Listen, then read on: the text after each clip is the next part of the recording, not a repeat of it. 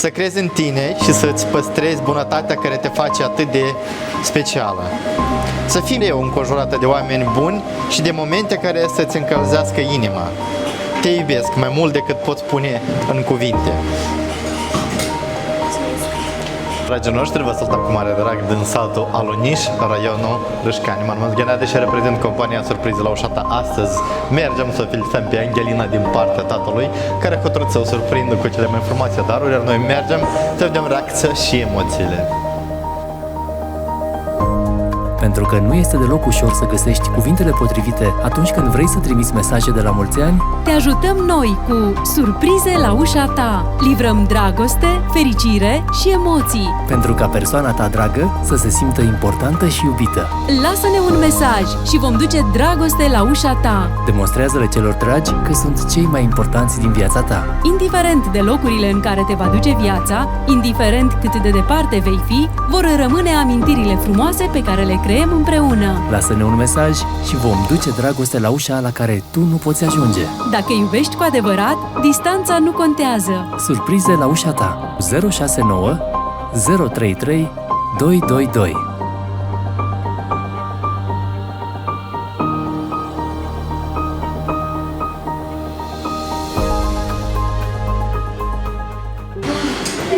Bună ziua! Bine te-am găsit! Bine ați venit! Așa, Angelina, tu ești, da? Da. Să știi că astăzi este o zi deosebită pentru tine, dar pentru unii oameni care astăzi au hotărât, unele persoane, mai corect spus, care au hotărât să te surprindă frumos și să-ți aducă câteva daruri frumoase pentru tine. Și ca de obicei, cele mai frumoase flori sunt pentru omagiat, iar astăzi tu ești omagiată și cineva a hotărât să te surprindă frumos cu cele mai frumoase flori și eu o să ți le dăruiesc pentru că tu meriți toate florile din lume, așa mi s-a spus. Și am un cadou mai principal. Aici este un notebook, cred că probabil, nu l-am deschis să-l văd. O să-l deschis și o să vezi pentru că este personal pentru tine. Și o să-mi spui de la cine ai venit. Cred că de la bunica și de la tata. Să știi că o să dăm citire unui mesaj și dacă o să fie adevărat, la finele mesajului o să-ți dai seama, da?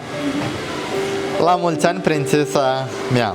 Astăzi împlinești 12 ani și am pregătit o surpriză doar pentru tine, pentru că știu cât de mult te bucură gesturile din inimă. Ești cea mai mare mândria mea. Mă uit la tine și văd o fetiță minunată, atentă, bună, talentată și mereu cu sufletul cald. În fiecare zi înveți câte ceva nou. Crești, descoperi lumea, iar eu sunt recunoscător că pot fi alături de tine în această călătorie frumoasă. Îți doresc să ai curaj, să visezi, să râzi des, să crezi în tine și să-ți păstrezi bunătatea care te face atât de specială.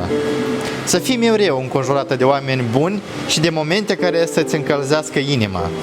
Te iubesc mai mult decât pot spune în cuvinte. Este un mesaj care o să-l păstrezi și să știi că a venit de la tăticul care te iubește foarte mult. Chiar dacă nu este lângă tine fizic, să știi că ne-au trimis pe noi cu aceste cuvinte calde și o spun acest mesaj ție să-l păstrezi, da? Iar eu o să te rog frumos ca să-i lași ceva tăticului aici în cameră.